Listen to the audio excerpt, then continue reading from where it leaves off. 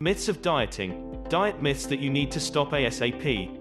You step onto the weighing scale with the hope that you must have lost weight but sees that the needle has not budged a bit. Frustrating, right? We tend to follow every diet tips religiously that has been told to us or written in books.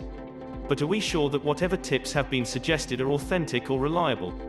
Hence, let us reveal certain diet myths that you need to stop ASAP. Diet myths. Let's have a look at some diet myths. Myth 1: going on the diet is the best way for weight loss. Truth: we feel that when we switch to a plan temporarily, then we can lose weight, and then later it's okay to go back to our older ways. Whenever we think of diet modification, we need to do it permanently, as temporary changes do not bring permanent losses. Don't always think diet is a kind of quick fix. Always change the way you eat and make a point to continue this change for the lifetime. Let this be your lifestyle modification. If you see positive results, then there is no need to go back to your older ways. You need to eat little less than you used to eat before, with right and healthy choices and portion control. Apart from diet, exercise is also equally important. Brisk walking or certain other moderate intensity exercises have contributed towards healthy weight loss. So let's say, it's not you are going on diet, you're going through healthy lifestyle modification. There are lots of weight loss myths and facts which we will discuss here. Myth 2: it's okay to have foods as much as you want, as long as these foods are healthy. Truth: the market is flooded with many health-related products like nuts and their butter, oatmeal and avocados, but they are slightly high in calories. Yes, you can substitute chocolate chip cookies with a medium bowl of oatmeal, but that doesn't give you the freedom to eat how much ever stuff you want.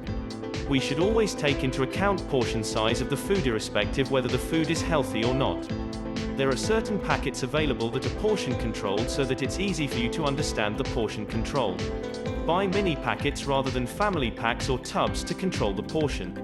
Myth 3: if you are working out, you have the freedom to eat whatever you want. Truth: you are having an extra burger and a pack of French fries after you worked out for half an hour on the treadmill. This will offset the efforts of weight management plan. You should work out well and eat smart for better results. It goes hand in hand. Working out and then eating uncontrollably will never work. Here are some common food myths and facts that you must know. Myth 4: you will lose weight faster if you don't eat before workouts. Truth: we feel that when we work out on empty stomach, the fat from the stores gets burned efficiently and faster. Well, that's not true. If we don't eat before the workout, we will not be able to do for the longer period or with higher intensity than we are supposed to do if you want to see the difference in the body. Moreover, workout on empty stomach can cause low blood sugar, and you tend to feel so hungry after a heavy workout that you tend to make poor food decisions like downing on large pizza or creamy pies after you get to return home. Hence, it is good to have something light and healthy like a small bowl of nuts or muesli with milk before the workout. Myth 5: crash dieting or fasting helps you to lose weight. Truth: crash dieting is just a short-term way of losing weight wherein it removes not only fat but also lean muscle and tissue. The loss in lean muscle causes a fall in basal metabolic rate. A basal metabolic rate is a number of calories your body needs. Your body will need lesser calories, as a result of which you tend to gain weight faster once you stop dieting. Fasting also makes you weak, and sometimes it makes it difficult to sustain with crash diets for a longer period of time if we are on the restricted diet plan. Myth 6: all calories are equal. Truth: there are many who just count the calories that eat in the food but still don't lose weight. According to many, a calorie is a calorie. But 100 calories of candy is not the same as 100 calories of broccoli.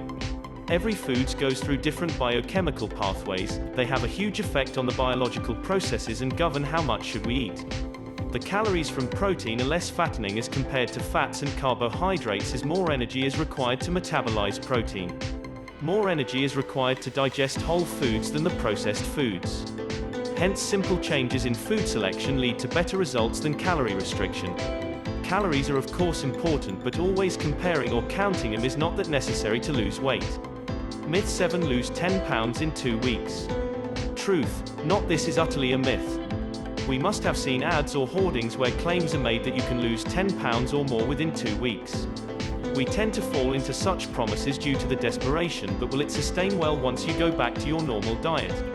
If we need to lose 1 pound, we need to eliminate 3,500 calories a week by portion control and eating sensibly and improved physical activity. Hence you need to restrict 500 calories per day to lose 1 pound a week, as 500 calories * 7 days in week equals 3,500 calories per week. That's where you lose weight naturally. Myth 8: if we restrict certain foods, we will definitely lose weight. Truth: if we just decide to strive on oranges or cucumber for the whole day, you are doing a wrong choice and even dangerous too. You don't need to starve to lose weight, but slight healthy modifications can bring positive results. We even say that carbohydrate-rich foods are fattening, so let's avoid it. We need to know that complex carbohydrates are rich in fiber, which can keep our hunger at bay. The unprocessed and whole grain ones are healthy and can substitute the refined counterparts. Even having low-fat foods doesn't mean that you are free from fat and you can lose weight in a jiffy. Do not get fooled by fat-free or low-fat claims, as these products may be high in calories. Another thing is that when we have the so-called low-fat or fat-free foods, we tend to savor more in quantity, considering it's safe, and eat twice as much as of the low-fat products rather than the foods containing the fair amount of fats. We understand that when we say going on diet, the picture of tasteless and not so tempting foods come into our mind, thus sometimes discouraging our efforts of losing weight. Going on a healthy diet doesn't have to be boring. It can be made interesting by few healthy swaps and be improving the color and texture of foods and bringing certain modifications in the cooking procedure. Let's not say as dieting, we say as healthy lifestyle pattern that can be easily modified with foods commonly available, gradual control on our portions and improved physical activity.